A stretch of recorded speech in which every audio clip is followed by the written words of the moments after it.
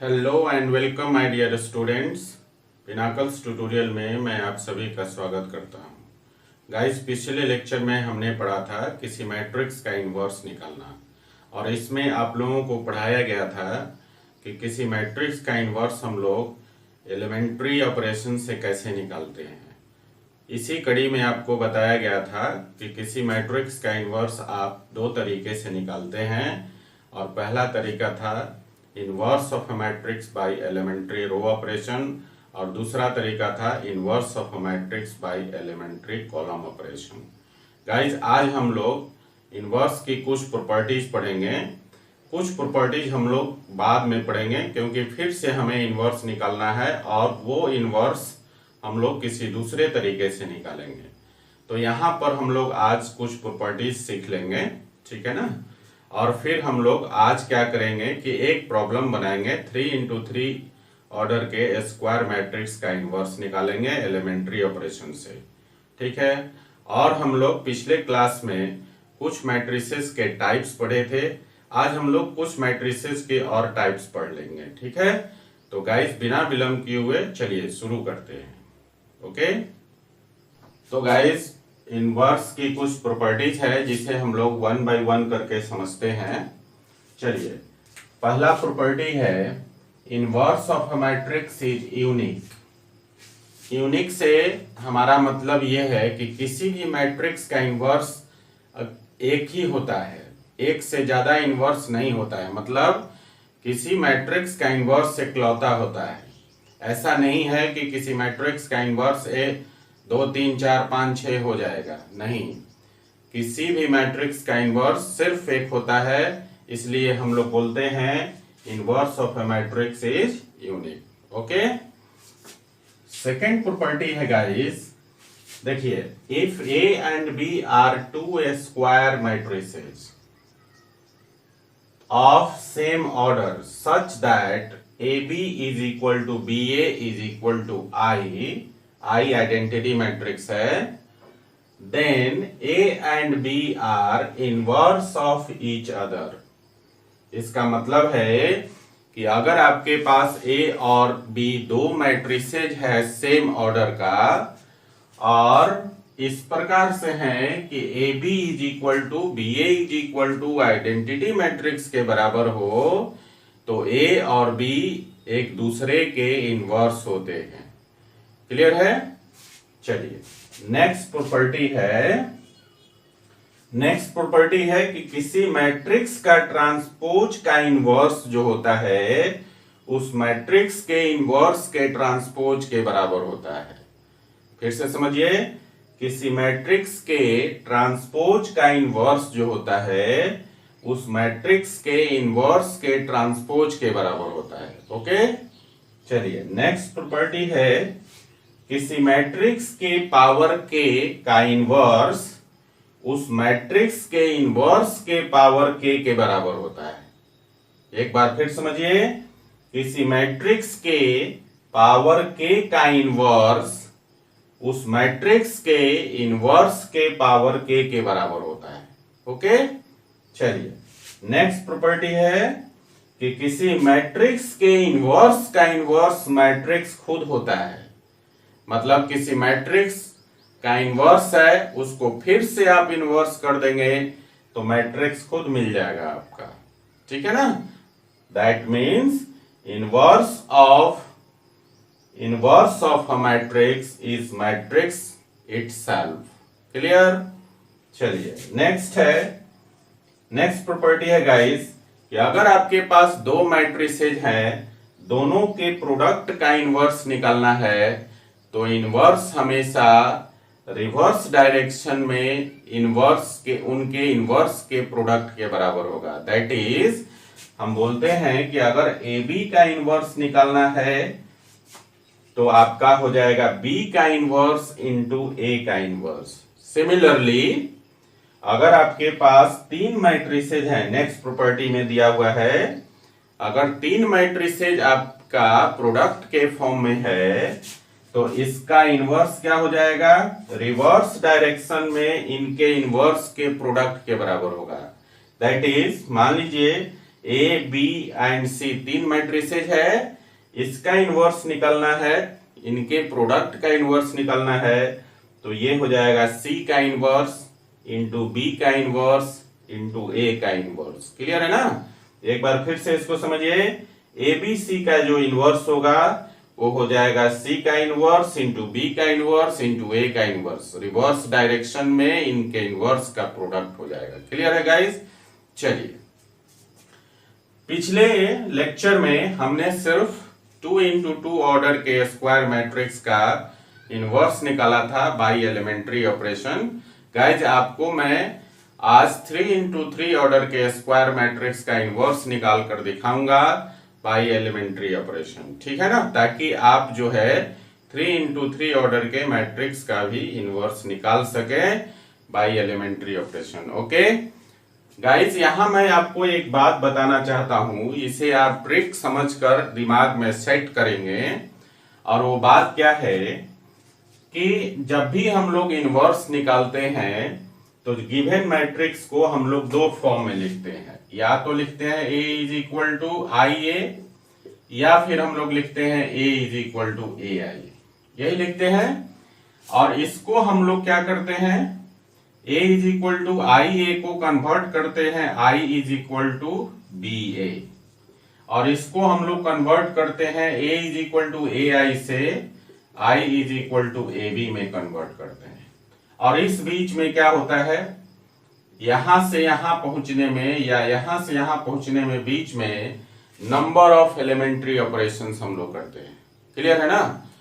तो हमें हमारा मतलब ये है कि देखिए, यहां जो ए है उसको आई बनाना है, और यहां भी जो ए है उसको आई बनाना है। तो हम लोग सबसे पहले फोकस इसी बात पर करेंगे कि ए से आई बनाना है आपको। ठीक है ना? तो जब ए से आपको आई बनाना है तो क्या होगा, यहां पर 1, यहां 1, यहां 1, मतलब डायगोनल एलिमेंट सब 1 हो जाएंगे और बाकी एलिमेंट्स आपके 0 हो जाएंगे, तभी आई बनेगा।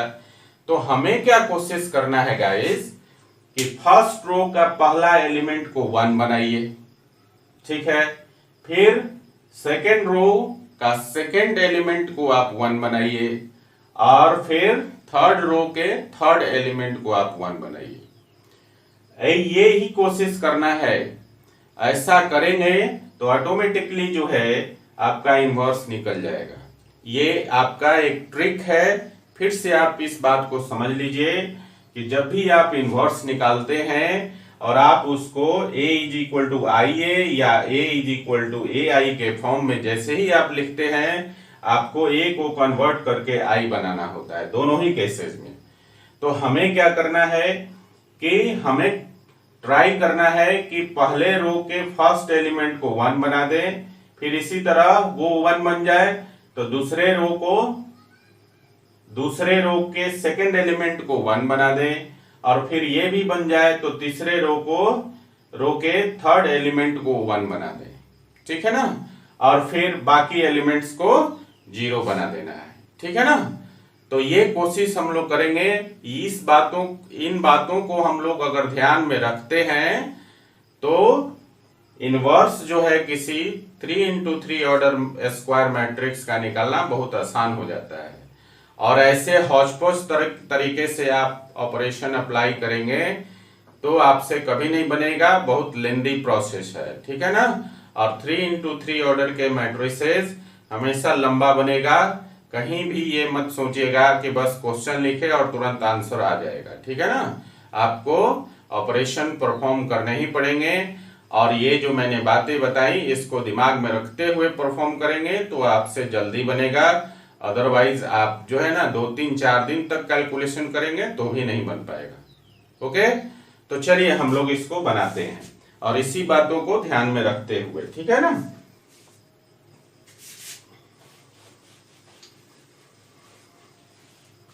तो गाइस यहां ध्यान दीजिए, ए दिया हुआ है और हम लोग इसको बनाएंगे कैसे, बाई एलिमेंट्री रो ऑपरेशंस लगा देते हैं। किसी से भी बना सकते हैं। ठीक है ना? एलिमेंट्री कॉलम ऑपरेशन से भी बना सकते हैं, यहाँ कोई रिस्ट्रिक्शन नहीं है। हम लोग लगा रहे हैं एलिमेंट्री रो ऑपरेशन। तो हमें क्या करना होता है, यहाँ पर लिखना होता है a is equal to I ए, और यहाँ पर a और i की वैल्यू हम लोग डालते हैं। ठीक है, तो a का वैल्यू दिया हुआ है 0 1 3 1 2 1 2 3 1। क्लियर है। और यहाँ देखिए i है। अब i का ऑर्डर मैंने कहा था कि जो मैट्रिक्स गिवन है उसी का ऑर्डर हम लोग सेलेक्ट करते हैं। तो यहाँ 3 into 3 ऑर्डर का आइडेंटिटी मैट्रिक्स लिखेंगे। तो क्या हो जाएगा गाइस, 1 0 0, फिर हो जाएगा 0 1 0 और फिर 0 0 1। ओके, और a को एज इट इज लिख देना है। ठीक है, हमें क्या करना है, मैंने कहा कि फर्स्ट रो का फर्स्ट एलिमेंट को 1 बनाना है। ठीक है ना। तो कैसे बनाएंगे, अगर हम लोग यहां पर देखिए R2 और R1 को इंटरचेंज कर दें तो ये वाला रो यहां आ जाएगा जिसका कि फर्स्ट एलिमेंट 1 है, और ये यहां आ जाएगा। ठीक है ना। तो पहला ऑपरेशन करते हैं यहां पर कि R1 को R2 से इंटरचेंज करा लेते हैं। तो गाइज ये हो जाएगा आपका, देखिए 1 2 3, यहां हो जाएगा 0 1 2 और फिर हो जाएगा 3 1 1। ठीक है ना। और यहां पर आपका हो गया, इसको भी इंटरचेंज करेंगे तो ये हो जाएगा 0 1 0, फिर हो जाएगा 1 0 0 और फिर 0 0 1, और a को एज इट इज रख देंगे। अब देखिए यहाँ 1 हो गया, यहाँ 0 है ऑलरेडी, इसको हमें 0 बनाना है। ठीक है ना। तो इसको 0 बनाने के लिए क्या करेंगे, इसमें R1 में अगर 3 से मल्टीप्लाई करके इसमें घटा दें तो ये 0 हो जाएगा। तो अगला ऑपरेशन हम R3 पर करने वाले हैं, और R3 पर क्या करेंगे कि R1 में 3 से मल्टीप्लाई करके और R3 में से घटा लेंगे। तो गाइस देखिए यहाँ पर क्या हो गया आपका, R3 पर ऑपरेशन कर रहे हैं तो R1 और R2 एज इट इज रह जाएगा। तो 1 2 3 और 0 1 2, और यहाँ देखिए 1 में 3 से मल्टीप्लाई करके 3 में घटाएंगे हो गया 0, फिर इसी तरह 2 में 3 से मल्टीप्लाई करेंगे हो जाएगा 6, 6 को 1 में से घटाना है तो हो जाएगा -5, और यहाँ देखिए 3 में 3 से मल्टीप्लाई करेंगे तो 9 हो गया, और फिर इसको 1 में से घटाएंगे तो ये हो जाएगा -8। ठीक है। इसी प्रकार RHS में इस पर करेंगे तो फर्स्ट रो और second row as it is हो जाएगा 0 1 0, और यहाँ देखिए 1 0 0, और यहाँ पर 3 से मल्टीप्लाई कीजिए तो 0 into 3 0 हो गया, और 0 को 0 में से घटाएंगे तो 0 ही रह जाएगा। 1 में 3 से मल्टीप्लाई करेंगे हो जाएगा 3, और 3 को 0 में से घटाएंगे तो हो गया -3, और यहाँ पर देखिए 0 में 3 से मल्टीप्लाई करेंगे 0, तो 0 को 1 में से घटाएंगे तो 1 हो गया। a को एज इट इज रहने देंगे। ठीक है ना। चलिए आगे बढ़ते हैं हम लोग। फिर देखिए अब क्या है कि ये आपका 1 0 0 हो गया। अब हमें क्या करना है कि सेकेंड रो का सेकेंड एलिमेंट को 1 बनाना है, और यहां पर 1 ऑलरेडी है। तो क्या करेंगे, अब सेकेंड यहां पर देखेंगे कि अब इस कॉलम में ऊपर और नीचे वाला एलिमेंट को आपने क्या करना है, 0 बनाना है। तो पहला काम करेंगे कि R2 में 2 से मल्टीप्लाई करके R1 में घटा लीजिए तो यहाँ 0 हो जाएगा। फिर उसके बाद क्या करेंगे, R2 में 5 से मल्टीप्लाई करके R3 में जोड़ दीजिए तो यहाँ भी 0 हो जाएगा। ठीक है ना। तो चलिए पहला करते हैं काम हम लोग। R1 में क्या करना है, R1 में से घटाना है 2 से मल्टीप्लाई कर R2 में 2 से मल्टीप्लाई करके R1 में घटा लीजिए। तो गाइज ये हो जाएगा आपका, देखिए ध्यान से, इसमें 2 से मल्टीप्लाई कीजिए तो 0 into 2 हो गया 0, और 0 को 1 में से घटाएंगे तो हो गया 1। फिर देखिए 1 में 2 से मल्टीप्लाई करेंगे हो जाएगा 2, और 2 को 2 में से घटाएंगे तो हो गया 0। फिर देखिए यहाँ पर 2 में 2 से मल्टीप्लाई करेंगे तो 4, और 4 को 3 में से घटाएंगे तो हो गया -1। क्लियर है। और सेकेंड और थर्ड रो को एज इट इज लिख देंगे। तो देखिए ये हो गया 0 1 2, और यहाँ हो गया 0 -5 और -8। क्लियर है। इसी प्रकार इधर भी करेंगे। सेकेंड रो में 2 से मल्टीप्लाई करके फर्स्ट रो में घटाना है। तो यहाँ देखिए 1 में 2 से मल्टीप्लाई करेंगे तो 2, और 2 को 0 में से घटाएंगे तो -2। फिर यहाँ 0 में 2 से मल्टीप्लाई करेंगे 0, 0 को 1 में घटाएंगे 1। फिर देखिए 0 में 2 से मल्टीप्लाई करेंगे 0, और 0 को 0 में घटाएंगे 0। और सेकेंड और third row as it is हो जाएगा। तो ये हो गया 1 0 0, और फिर हो गया 0 -3 1। ठीक है ना। अब देखिए अब हमारा काम है यहां पर भी 0 लाना, और इसके लिए क्या करेंगे, R2 में 5 से मल्टीप्लाई करके R3 में जोड़ देंगे।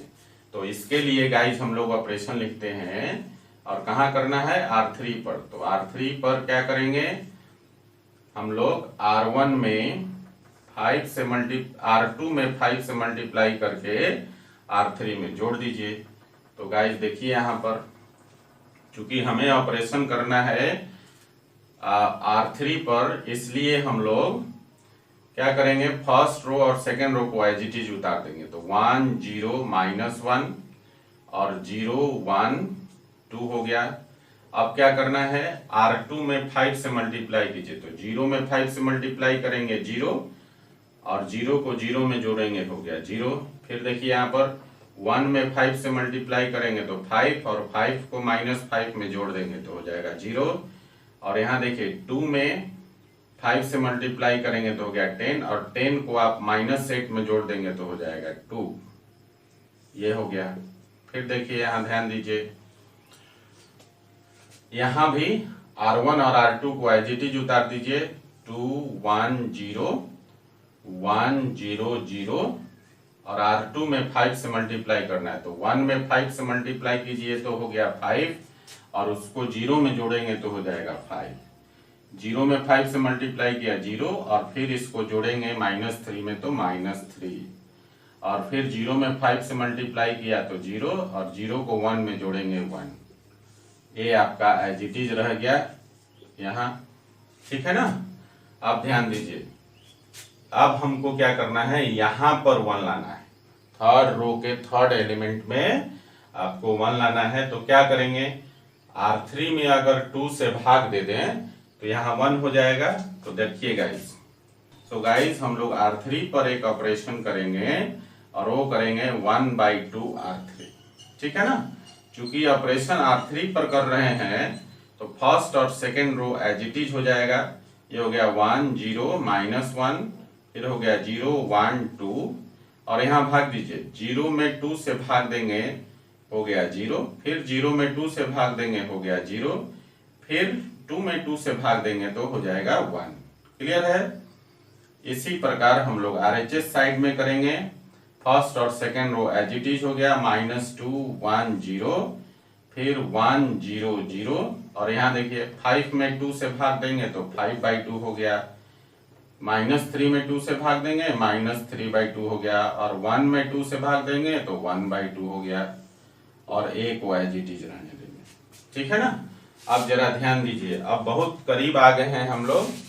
देखिए अगर हम लोग R3 को R1 में जोड़ देंगे तो यहाँ 0 हो जाएगा, और फिर R3 में 2 से मल्टीप्लाई करके R2 में से घटा लेंगे तो यहाँ भी 0 हो जाएगा। तो 2 स्टेप में हमारा रिजल्ट आने वाला है। सो गाइस यहाँ देखिए, पहला करेंगे हम लोग R1 के जगह R1 + R3 कर देते हैं।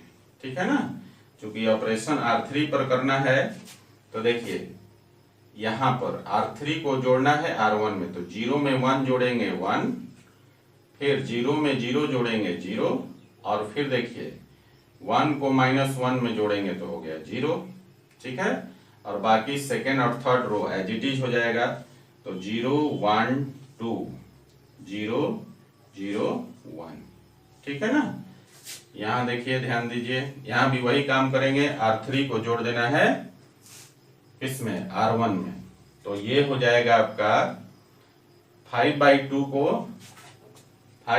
को जोड़ना है आपको -2 में, तो कितना हो जाएगा 5/2 और -2, तो ये हो जाएगा आपका 1/2। ठीक है, ये आपका हो गया 1/2। क्लियर है। इसी तरह 1 में से 3/2 को घटा देंगे तो ये हो जाएगा 2 - 3 -1/2। ये आपका हो गया -1/2, और फिर 0 में से 1/2 को जोड़ देंगे तो ये हो जाएगा 1/2। क्लियर है। अब सेकेंड और third row as it is हो गया 1 0 0, और ये हो गया आपका 5/2 -3/2 और 1/2। क्लियर है।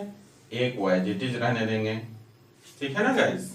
तो देखिए अब हम लोग बिल्कुल करीब आ गए हैं। अब यहां पर हमें 1 बनाना है। ठीक है ना। सेकेंड रो का जो थर्ड एलिमेंट है, सॉरी यहाँ पर 0 बनाना है। ठीक है ना।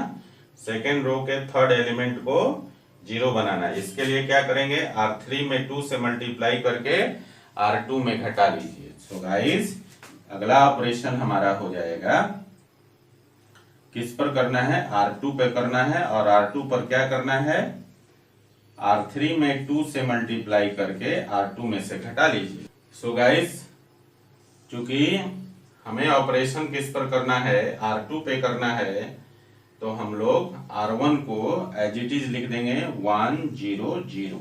ठीक है ना। और यहाँ क्या करना है, R2 पर R3 में 2 से मल्टीप्लाई करके R2 में से घटाना है। तो देखिए 0 में 2 से मल्टीप्लाई करेंगे 0, और 0 में से 0 घटाएंगे हो गया 0। ठीक है। फिर इसी तरह से 0 में 2 से मल्टीप्लाई करेंगे 0, और 0 को 1 में से घटाएंगे तो 1।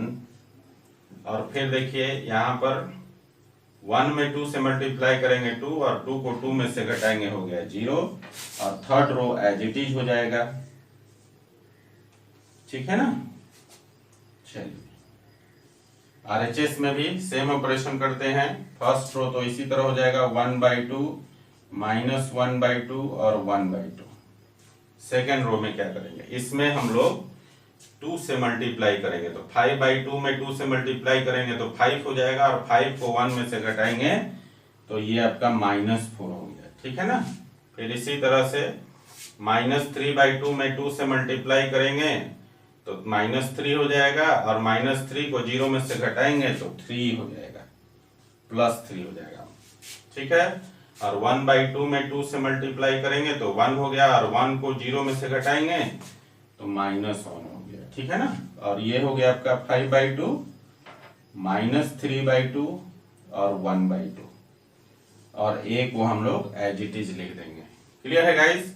अब आप देखेंगे ध्यान से यहाँ पर कि ये जो लास्ट एक्सप्रेशन आया, इसमें जो A था हमारा, ये कन्वर्ट होके आइडेंटिटी मैट्रिक्स बन गया ना। और ये आपका B हो गया, और ये आपका A है, तो I = BA हो गया, और यहीं तक हमको आना था। सो गाइस हम लोग देखिए यहाँ पर हम लिख देते हैं, वहां जगह नहीं है, देखिए ध्यान से। तो यहां से हम लोगों ने क्या प्राप्त किया कि देयरफॉर अब आपका रिलेशन हो गया I = BA। देख लीजिए ये आपका थर्ड ऑर्डर का आइडेंटिटी मैट्रिक्स हो गया 1 0 0 0 1 0 और 0 0 1 0 0 1। ठीक है ना। ये आपका थर्ड ऑर्डर का आइडेंटिटी मैट्रिक्स हो गया, और ये आपका B हो गया, जो I था यहां पर हमने लिखा था, ये कन्वर्ट होकर B हो गया, और ये आपका A है। क्लियर है ना। तो हम इसको लिख सकते हैं I = BA, और जब A = IA से I = BA हो जाए तो B को हम लोग क्या बोलते हैं, A का इनवर्स बोलते हैं। So guys A inverse = B हो जाएगा। तो देयरफॉर A इनवर्स का वैल्यू क्या हो गया, यहाँ देखिए B के बराबर है, और B का वैल्यू यहाँ पर है 1/2, फिर -1/2, फिर है आपका 1/2, ठीक है ना। फिर दूसरे रो में है -4, फिर है आपका 3 और फिर -1, और तीसरे रो में है आपका 5/2 और फिर है -3/2 और फिर है 1/2। ठीक है गाइस, तो ये आपका इस प्रकार से हम लोग 3x3 ऑर्डर का के मैट्रिक्स का इनवर्स निकालते हैं। क्लियर है, ट्रिक आपको समझ में आ गया होगा, ठीक है ना। चलिए इसको उतार लीजिए। तो गाइज अपना अगला टॉपिक है trace of a matrix. Guys trace of a matrix क्या होता है? किसी भी स्क्वायर मैट्रिक्स के डायगोनल एलिमेंट्स का जो सम होता है उस स्क्वायर मैट्रिक्स का ट्रेस कहलाता है, ठीक है ना। फिर से एक बात समझिए, किसी भी स्क्वायर मैट्रिक्स के डायगोनल एलिमेंट्स का सम उस मैट्रिक्स का ट्रेस कहलाता है, ठीक है। तो हम इसका डेफिनेशन लिखते हैं, the sum of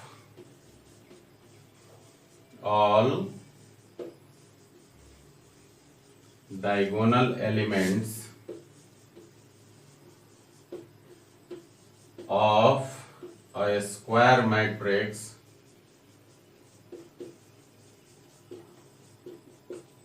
A is called its trace। ठीक है, it is denoted by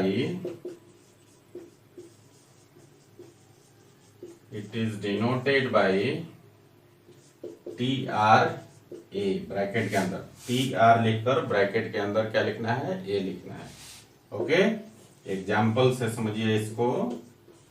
इसका मतलब फिर से एक बार समझ लीजिए, sum of all diagonal elements of a square matrix A is called its trace. It is denoted by TR और ब्रैकेट के अंदर A। मतलब किसी स्क्वायर मैट्रिक्स के सारे डायगोनल एलिमेंट्स का आप सम कर देंगे तो उसका ट्रेस निकल जाएगा। ओके, चलिए हम लोग यहाँ पर एक मैट्रिक्स ले लेते हैं, देखिए ध्यान से। और ये है आपका, मान लो कि आप ले लेते हो 1 2 3 4, ठीक है ना। यहाँ पर 2 × 2 ऑर्डर का स्क्वायर मैट्रिक्स ले लिया, तो देखिए इसका डायगोनल, ये इसका डायगोनल है। तो देयरफॉर ट्रेस ऑफ ए जो हो जाएगा वो हो जाएगा 1 + 4। 1 और 4 डायगोनल एलिमेंट्स हैं। सो गाइस ट्रेस ऑफ ए जो हो गया 5। क्लियर है। चलिए एक और एग्जांपल देख लेते हैं। अगला एग्जांपल में आप लिख लीजिए, लेट कर लीजिए, एक मैट्रिक्स बी है आपके पास और ये है 1 2 3 4 5 6 7 8 9, ठीक है। ये आपका 3 × 3 ऑर्डर का स्क्वायर मैट्रिक्स है। यहाँ देखिए इसका डायगोनल है और इस डायगोनल में एलिमेंट्स कौन कौन से 1 5 और 9। तो गाइज यहाँ पर ट्रेस ऑफ बी क्या हो जाएगा, सम ऑफ डायगोनल एलिमेंट्स, तो 1 + 5 + 9। So guys therefore trace of B क्या हो गया आपका 9 और 5 कितना हो गया 14 और +1 15। ट्रेस ऑफ बी आपका हो गया 15। इसी तरह से एक और एग्जांपल देख लीजिए। देखिए यहाँ पर लेट कर लेते हैं हम लोग, एक मैट्रिक्स हमारे पास है सी और ये हम लोग ले लेते हैं 4th ऑर्डर का। देखिए जरा 1 2 3 4 5 6 7 8 9 10 11 12 13 14 15 16, ये हमने ले लिया 4 × 4 ऑर्डर का मैट्रिसेज ले लिया, स्क्वायर मैट्रिसेज। अब जरा यहाँ इसका डायगोनल देखिए, ये इसका डायगोनल है और डायगोनल में एलिमेंट्स कौन कौन से हैं 1 6 11 और 16, है ना। तो गाइस हम लोग बोल सकते हैं trace of C is equal to sum of diagonal elements. तो डायगोनल एलिमेंट्स कौन से हैं? 1 + 6 + 11 + 16, और इनको जरा जोड़ दीजिए तो ट्रेस ऑफ सी क्या हो जाएगा? 6 और 1 7 हो गया, और 7 और 11 7 और 11 हो गया 18, और 18 और 16 कितना हो जाएगा? 18 और 16 हो जाएगा 34। ठीक है गाइज, तो इस तरह से ट्रेस ऑफ सी हो गया। सो गाइज ये था हमारा ट्रेस ऑफ मैट्रिक्स। ओके, चलिए इसे लिख लीजिए जरा। गाइज अब हम लोग मैट्रिसेस के कुछ टाइप्स पढ़ेंगे, जिसमें पहला है सब मैट्रिक्स। ठीक है, सब मैट्रिक्स क्या होता है? किसी गिवन मैट्रिक्स के रोज को या कॉलम्स को या फिर दोनों को डिलीट करने के बाद जो मैट्रिसेस प्राप्त होते हैं उनको हम लोग बोलते हैं गिवन मैट्रिक्स के सब मैट्रिक्स। क्लियर है? देखिए डेफिनेशन क्या कहता है सब मैट्रिक्स का, कि the matrices obtained by deleting some rows और कॉलम्स और both from the given matrix is called its sub matrices. Clear है ना? इसे हम लोग एग्जाम्पल से समझते हैं। लेट कर लेते हैं, हमारे पास एक मैट्रिक्स ए है, और मान लीजिए यहां पर है 1 2 3 4 5 6 7 8 9। ठीक है गाइस, यहां पर मैंने 3 × 3 ऑर्डर का स्क्वायर मैट्रिक्स लिया है। तो आप कहीं कंफ्यूज नहीं होंगे कि ये क्या सब मैट्रिक्स सिर्फ स्क्वायर मैट्रिक्स में होता है? जी नहीं, आप यहां पर रेक्टेंगुलर मैट्रिक्स भी आप ले सकते हैं स्क्वायर के अलावा। ठीक है ना? ये सब मैट्रिसेस जो है किसी भी टाइप के मैट्रिसेस में एग्जिस्ट करता है। ओके, चलिए तो बाय डेफिनेशन गाइस कहता है कि इसके कुछ रोज को या कॉलम्स को या दोनों को डिलीट करने के बाद जो मैट्रिक्स प्राप्त होगा उसको हम लोग इसका सब मैट्रिक्स बोलेंगे। तो गाइस हम लोग यहाँ पे करते क्या है कि देखिए यहाँ पे डिलीट कर देते हैं, डिलीट कर देते हैं हम लोग R1, डिलीट R1। तो R1 डिलीट करने के बाद क्या मिलेगा आपको? तो अगला जो मैट्रिक्स मिलेगा आपको, देखिए R1 ये है, इसको आप डिलीट कर दीजिए तो मिलेगा 4 5 6 7 8 9। ठीक है, फिर देखिए इसी प्रकार अगर हम डिलीट करें, डिलीट C1, अगर हम C1 को डिलीट करते हैं तो देखिए क्या मिलता है। A में C1 को डिलीट करेंगे तो आपको एक अलग मैट्रिक्स C मिलेगा। C1 कौन सा है? ये वाला, डिलीट कर दीजिए तो मिलेगा आपका 2 5 8 3 6 9। इसी प्रकार से अगर मान लीजिए हम लोग ऐसा करते हैं कि डिलीट कर देते हैं C2 और R2, delete R2 and C2।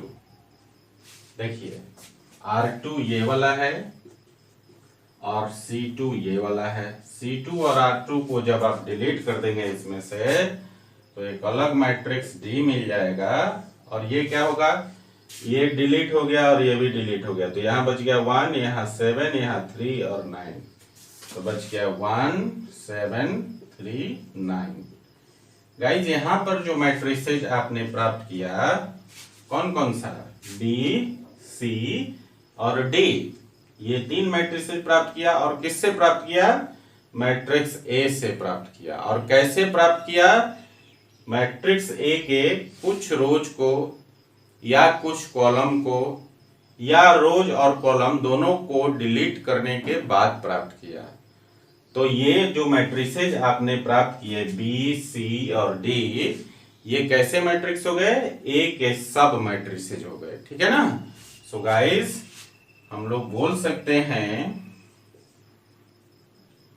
So the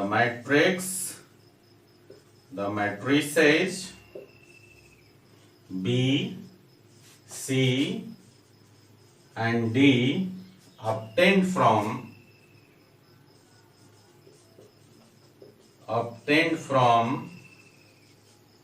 matrix A are submatrices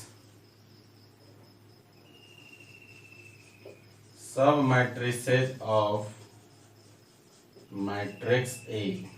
clear?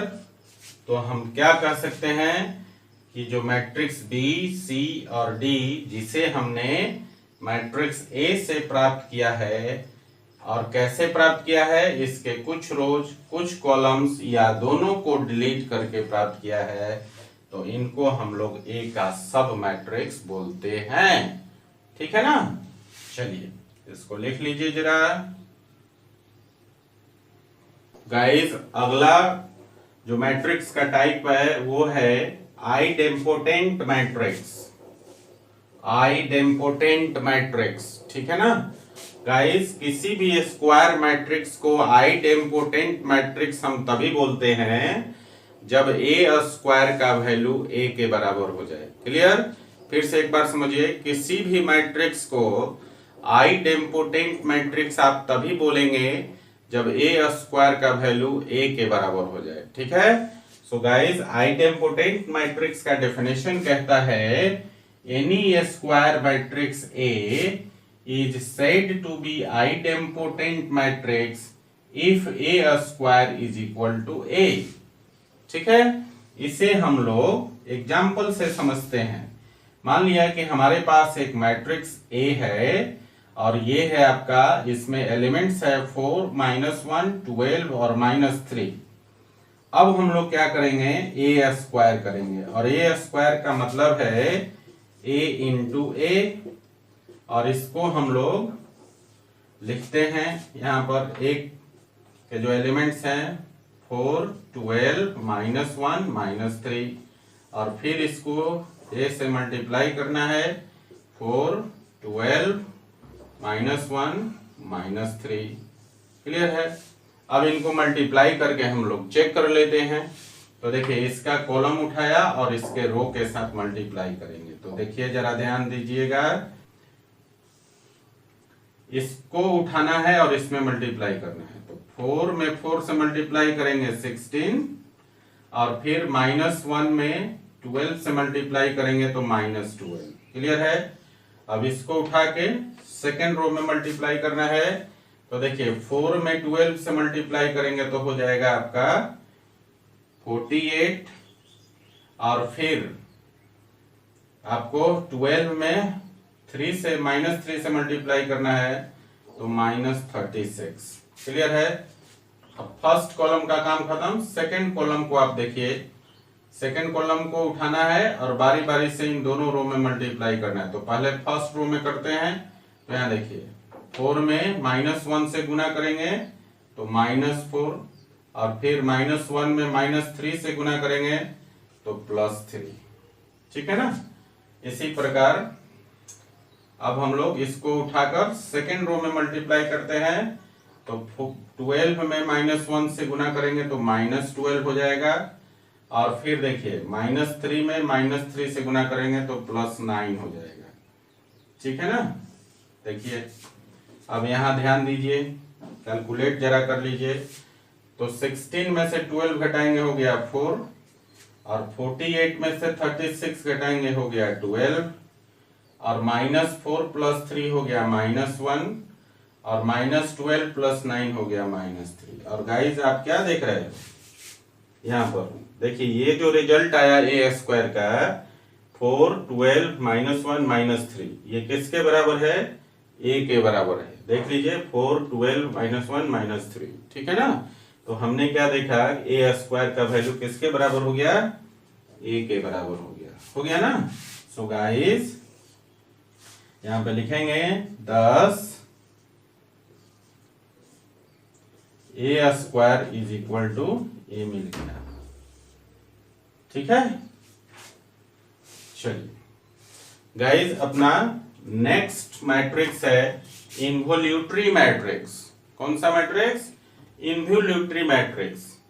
Involutory matrix में क्या होता है गाइज, क्योंकि किसी भी स्क्वायर मैट्रिक्स को आप इन्वोल्यूटरी तभी बोलते हैं जब उस मैट्रिक्स का स्क्वायर आइडेंटिटी मैट्रिक्स के बराबर हो जाए।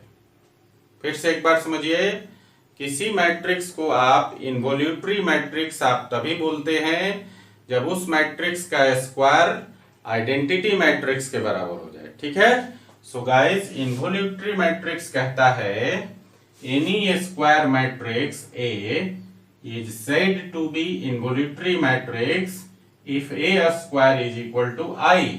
आई क्या है? आइडेंटिटी मैट्रिक्स है। क्लियर ना? चलिए इसे हम लोग एक एग्जांपल से समझते हैं और यहां ध्यान दीजिएगा आप। मान लिया कि हमारे पास एक मैट्रिक्स ए है, इसके एलिमेंट्स हैं 4, 15, -1, -4। ठीक है, अब हम लोग क्या करते हैं, ए स्क्वायर निकालते हैं और ए स्क्वायर को आप लिखते हैं ए इंटू ए। सो गाइस यहां पे लिख दीजिए मैट्रिक्स ए को, तो 4, 15, -1, -4 और फिर इसको मल्टीप्लाई कर दीजिए ए से, तो 4, 15, -1, -4। ठीक है, अब हमें क्या करना है, इसके कॉलम्स को उठाना है और इसके रोज में मल्टीप्लाई करना है। तो ध्यान दीजिएगा, इसको उठाया, फर्स्ट रो पे मल्टीप्लाई किया, तो 4 में 4 से मल्टीप्लाई करेंगे हो गया 16 और फिर -1 में 15 से मल्टीप्लाई करेंगे तो हो गया -15। ठीक है, अब इसको सेकेंड रो में मल्टीप्लाई करिए, तो 15 में 4 से मल्टीप्लाई करेंगे हो गया 60 और फिर 15 में -4 से मल्टीप्लाई करेंगे तो हो गया -60। क्लियर? चलिए फर्स्ट कॉलम का काम खत्म, अब सेकंड कॉलम उठाएंगे, इसको उठाना है, यहाँ गुना करना है। तो देखिए -4 में -1 से गुना करेंगे तो हो गया -4 और सॉरी यहां पर 4 में -1 से गुना करेंगे तो हो गया -4 और फिर -1 में -4 से करेंगे तो +4। क्लियर? अब उठा के इसको सेकेंड रो में गुना कीजिए, तो देखिए 15 में -1 से गुना करेंगे तो -15 और यहाँ -4 में -4 से मल्टीप्लाई करेंगे तो हो जाएगा 16। क्लियर? जरा इसको कैलकुलेट कर लेते हैं, तो देखिए 16 - 15 का वैल्यू हो गया 1, +4 और -4 कैंसिल हो गया, -60 और +60 कैंसिल हो गया, तो यहाँ भी 0 और यहाँ भी 0 और यहाँ 16 प्लस है और 15 माइनस है, तो -15 + 16 का वैल्यू 1 हो गया। और ये इसको आप ध्यान से देखेंगे तो ये आपका मिल गया आइडेंटिटी मैट्रिक्स। क्लियर है ना? सो गाइज आपने देखा कि ए स्क्वायर का वैल्यू क्या मिल गया है, आई के बराबर हो गया ना? तो देयरफॉर हम बोल सकते हैं ए इज इन्वोल्यूटरी मैट्रिक्स। क्लियर है? चलिए इसको जरा उतार लीजिए। तो गाइज अपना अगला मैट्रिक्स का टाइप है निलपोटेंट मैट्रिक्स। कौन सा मैट्रिक्स? Nilpotent matrix.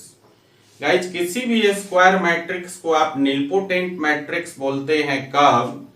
जब वो एक कंडीशन है a⁴m = 0। ठीक है ना? एक बार देखिए, any square matrix A is said to be nilpotent matrix if a⁴m = 0। यहां पर जो 0 है ये वाला, ये आपका नल मैट्रिक्स है। ठीक है, और जो m है आपका वो है order of nilpotent matrix. Note में क्या लिखना है आपको, m should be least positive integer.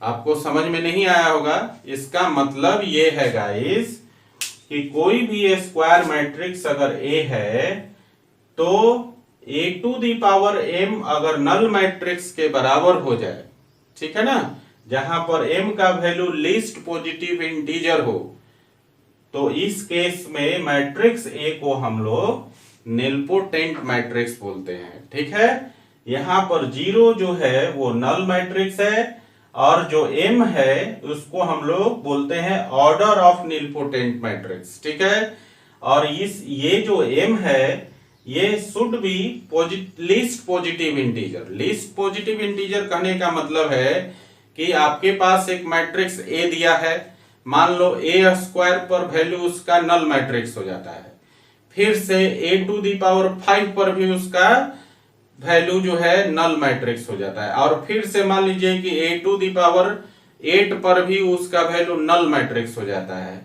तो उस केस में आपसे पूछेगा कि निलपोटेंट मैट्रिक्स का डिग्री क्या है, तो क्या बोलेंगे, 2 बोलेंगे या 5 बोलेंगे या 8 बोलेंगे। तो उस कंडीशन में आपको क्या बोलना है कि निलपोटेंट मैट्रिक्स का डिग्री जो होगा वो 2 होगा, लीस्ट पॉजिटिव इंटीजर। ठीक है ना, जब आप उस मैट्रिक्स को पावरिंग करते जाते हैं तो हो सकता है कई बार जो है ना आपको नल मैट्रिक्स प्राप्त हो, लेकिन उसमें से सबसे जो लीस्ट पॉजिटिव इंटीग्रल पावर जो होगा वो आपका जो होता है order of nilpotent matrix. Clear है, अब आपको समझ में आ गई होगी। चलिए इसे हम लोग एक एग्जाम्पल से करते हैं। और हमने मान लिया कि हमारे पास एक मैट्रिक्स है स्क्वायर मैट्रिक्स 2 × 2 ऑर्डर का, और इसमें एलिमेंट है 2 2 -2 -2।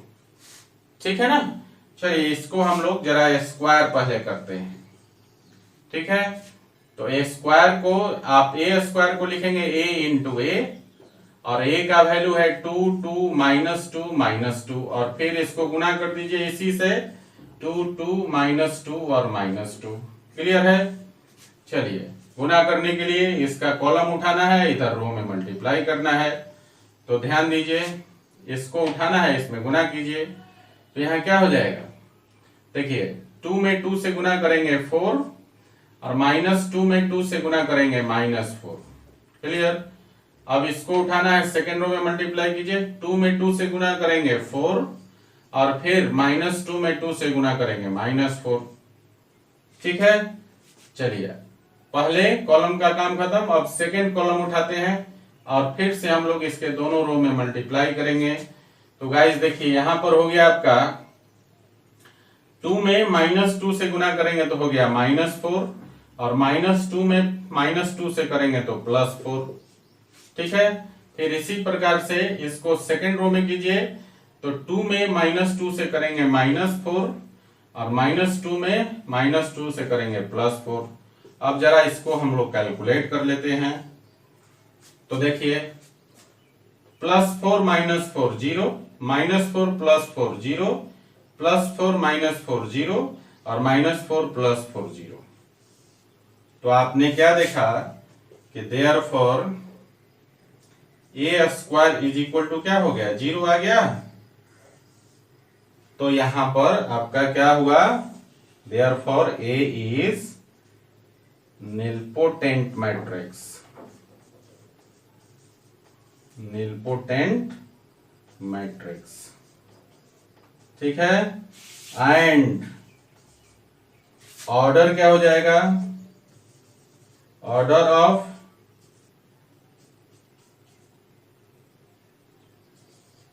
ऑर्डर ऑफ निलपोटेंट मैट्रिक्स कितना हो जाएगा, 2। यहां पर 2 पर ही 0 हो जाता है।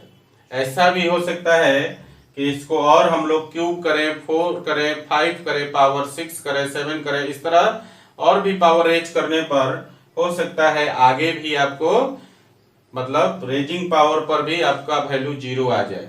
लेकिन आपको क्या करना है, सबसे छोटा पावर पर देखना है कि कौन से सबसे छोटे पावर पर उसका वैल्यू 0 हो रहा है, नल के बराबर हो रहा है। ठीक है ना, वो आपका डिग्री कहलाता है। क्लियर है, चलिए इसे लिख लीजिए। और आज का लेक्चर यहीं खत्म होता है गाइस। Thanks for watching.